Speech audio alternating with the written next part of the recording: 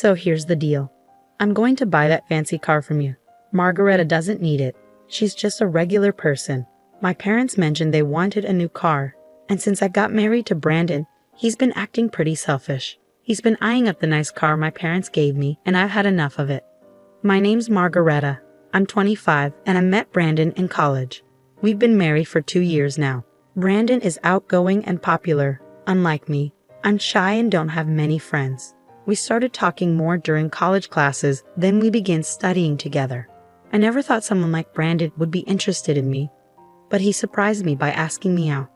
I was really happy and said yes right away. That's how our relationship started. It made sense why I liked Brandon. He was handsome, friendly, and serious about his studies. But for him, things should have been different. He had lots of cute, stylish female friends. Finding another girlfriend wouldn't have been hard for him. Once, I bravely asked him, "Do you really think I'm the right one for you?" He seemed surprised and asked why I was bringing it up. I admitted, I'm not very confident. I wanted to know why he chose me. After thinking for a moment, he said, "I guess it's comfortable being with you." I wasn't satisfied, but before I could say anything, he seemed annoyed and started playing with his phone. Not wanting to argue, I quickly ended the conversation. "Yeah, you're right. Sorry for bringing it up." Even though I still had doubts, our relationship kept going smoothly. Time passed quickly. We finished college, got married, and moved into a condo. I got a job at a regular company while Brandon went off to do more school and research. When I told my mom we were getting married, she was really happy. She said, "That's great news." We were starting to worry. "We thought you'd introduce us to a boyfriend sooner."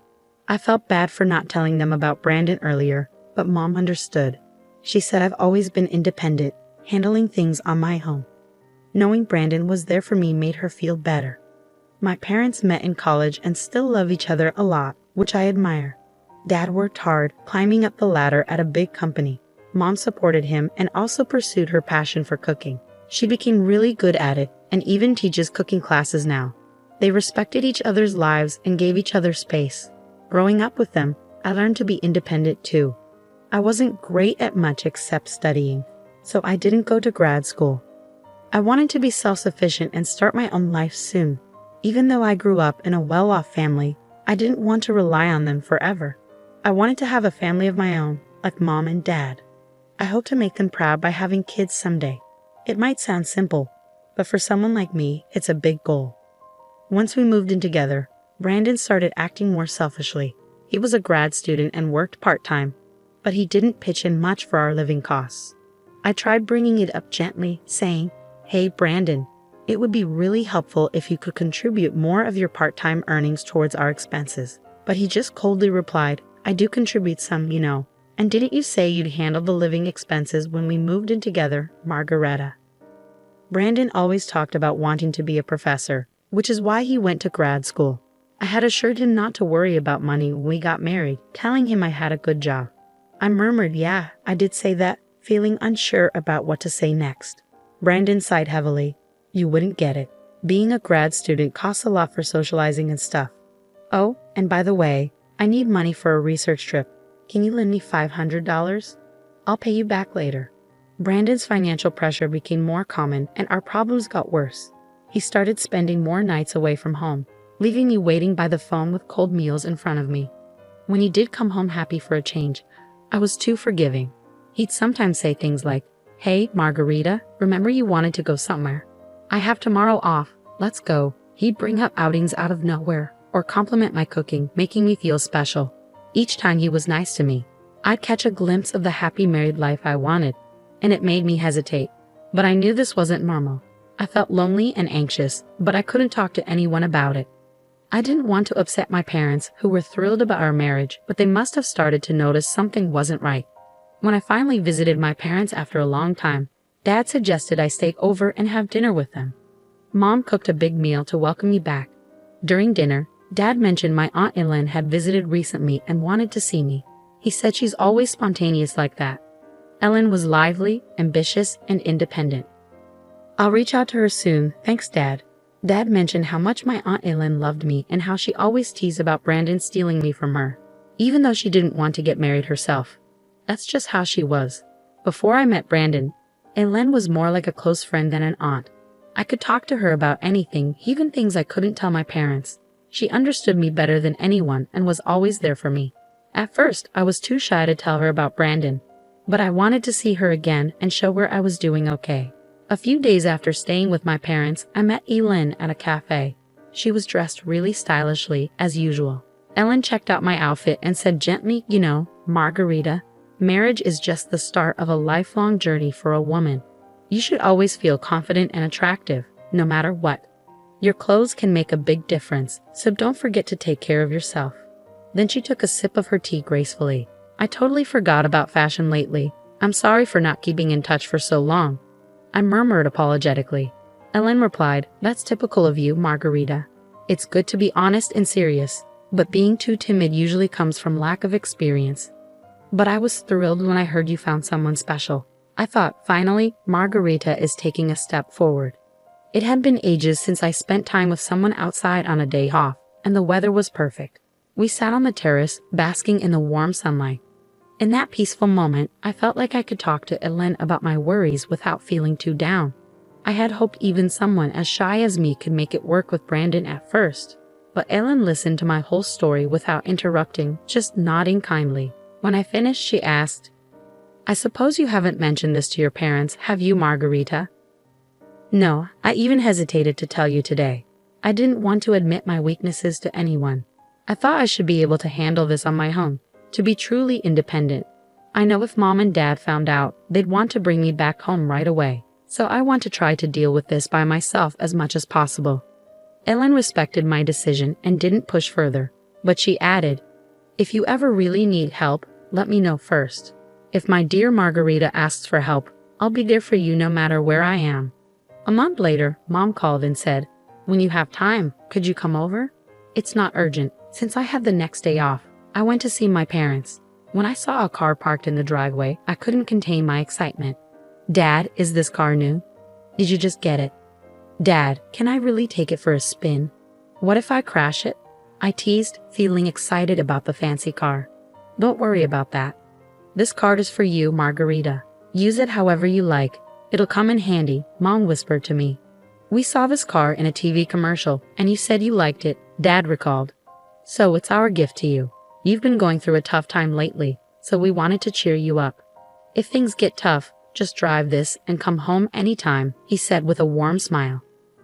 The car Dad got for me was an SUV from a famous foreign brand, and he even arranged a parking spot near my condo. I couldn't believe it, and I laughed in disbelief. Later, when I was driving downtown, I reached into my pocket, found the car key, and pressed the button. The lights flashed in all directions. Just then, I heard a familiar voice calling out from behind. "What's with the car?" I turned to see Brandon, my husband, who hadn't been home in a while. It felt like we were living separate lives. I was speechless as he looked at the car with a smug expression.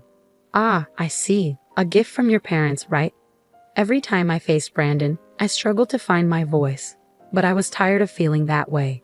"Brandon, don't you care anymore? Do you even care about me?" I managed to say, gathering my courage. Then Brandon said something shocking. "Are you just realizing now? Did you really think I loved you all this time? It's ridiculous how hopeful you are." His dry laugh rang in my ears. Something inside me snapped, and I blurted out, louder than usual, "Then why did you marry me?" "Wow, really? You're going to be that cold about it?" I couldn't believe what Brandon was saying. "So marrying me was just a meal ticket for you, huh? And now you want the car too because it's wasted on me? That's just great." Brandon didn't seem to care about how hurtful his words were. "And if you say no, we're getting divorced. Without me, you'll never find another man. So think about it." With those words, Brandon left without a second thought, leaving me feeling angry and heartbroken, my head pounding with a headache. I sat in the driver's seat for a while, trying to calm down. Eventually, I called my Aunt Ellen for advice. A few days later, I agreed to the divorce and moved back in with my parents. They welcomed me with open arms, and life started to feel peaceful again. But that peace was short-lived. One afternoon, Brandon showed up at my parents' house with his parents. They sat down in the living room, and Brandon's father spoke up in a stern tone. "We're here to talk about our son's divorce. It's urgent." When drafting the divorce papers, Margareta warned Brandon, "If you don't agree to the divorce, I'll use my parents' connections at the university to ruin your future. It wouldn't be hard to damage the career of a junior registrar if their daughter complains. Brandon truly loved Margareta. Her behavior was too harsh. It's clear she was trying to intimidate him. We could easily challenge the divorce, Brandon's father said, feeling deceived by Margareta. Behind her plain appearance, she's actually a mean and greedy woman. Poor Brandon. I heard she paid him to stay away. She must have had other men over. We need to go to family court and claim that Brandon was threatened by his wife. But if there's a proper apology, things might change. For example, if Margareta gives up that car she's driving, it might help smooth things over. Brandon and his parents remained silent, just listening to their parents' protests. Suddenly, the doorbell rang, and Mom went to answer it. Ellen appeared behind Mom as she came back to the living room. Sorry I'm late. How's the discussion going? Brandon's family had met Ellen once at my wedding. What are you doing here? It's rude to barge in like that. We're busy right now. Outsiders should leave, Brandon's mother objected. No, don't be like that. You've heard about Brandon's divorce, right? How would an outsider like you know about that? I had been informed by my brother earlier. I couldn't miss such an important moment for my dear niece, Ellen said, offering a reassuring glance. You're probably here to stop the divorce or for money. Can you still say that after seeing this? Ellen pulled out a stack of documents from her bag, laid them out on the table, and showed them to everyone. I hired a detective to look into this. It turns out Brandon has been cheating on Margareta with multiple women despite being married. He hardly came home because of it. He took advantage of Margareta's kindness and even asked her for money. That's ridiculous. I was just busy with my research at the university. When I did come home, we ate together and went on trips, right? We were like any other married couple, right, Margareta? Say something. Brandon, you don't need to defend yourself. We'll handle this. It's not your fault. We understand, his father reassured him. That's right. These documents from who knows where are surely lies. Our Brandon would never cheat. He's such a kind and outstanding son, his mother protested. You might be kind to your parents, but that kindness seems to end there. Like father, like son. Now Brandon's mother, take a look at these photos, Ellen said, pulling out a picture from the documents. I recently stayed at a hotel for a business meeting and saw Nicholas there. He was with another woman, looking very cozy, so I had the detective look into Nicholas too. The results were just as I expected. Do you understand now? Brandon's mother's face went pale as she grabbed the documents and examined them closely. What is this, Nicholas? How long have you been doing this? It's all lies, isn't it, Veronica? Stop looking, give me that. Nicholas, looking panicked, tried to snatch the documents, but it was too late. Veronica, distraught, confronted Nicholas. You've been cheating on me. The car you wanted so badly was for her in these photos, wasn't it? No matter how hard Nicholas tried to calm her down, Veronica wouldn't listen. The discussion about Brandon's divorce was forgotten as Veronica stormed out of the house, crying, with Nicholas following after her. Left behind, Brandon said, "Hey, wait, what about me?" and followed them out in confusion. The rest of us were left in stunned silence for a while, but Aylin had a satisfied look on her face, winking at me. Later, Aylin told me that Brandon's parents did end up getting divorced. You won't fall for such a terrible man again. Let's make you more attractive. I'll teach you everything about grooming yourself as a woman. Despite her busy schedule, Ellen visited me often and took me to various places like meals and shopping trips. During that time, I learned a lot from her. A year after the divorce, I made the decision to go to graduate school. I worked hard to improve myself, focusing on my studies. Time passed quickly, and one day, I heard someone call my name at a street intersection. I turned around to see Brandon. It's been a while. You've changed a lot, haven't you? At first, I didn't even recognize him. In Brandon's eyes, the woman standing before him was no longer the plain ex-wife he knew, but had transformed into an incredibly beautiful and attractive woman. Meanwhile, Brandon had fallen on hard times due to the scandal of his parents' divorce. It seemed he was no longer attending graduate school. His parents, Nicholas and Veronica, had decided to stop providing him with financial support because of the trouble he caused. He was struggling to afford his tuition and living expenses, far from the carefree life he once enjoyed. The women who used to be interested in him had left him one by one. The former glory he once had vanished in an instant, and now he found himself face to face with his ex-wife, who seemed to be a completely different person. As Brandon was about to suggest catching up, a man approached and asked, "Sorry for the wait. Are you a friend of Margarita's?" It was Leonard, the man I was currently dating. Wow, that guy is really handsome, isn't he? He's so tall. Could he be a model? Commented a group of women nearby, looking at Leonard. He's someone from my past, but it's okay. We're finished talking. Let's go, shall we? Leonard said, taking my hand and briefly acknowledging Brandon. Brandon stood there, stunned, as Leonard led me away by the hand. Without a second thought for Brandon, Leonard and I walked towards the crosswalk, and I didn't look back, keeping my gaze straight ahead as we left.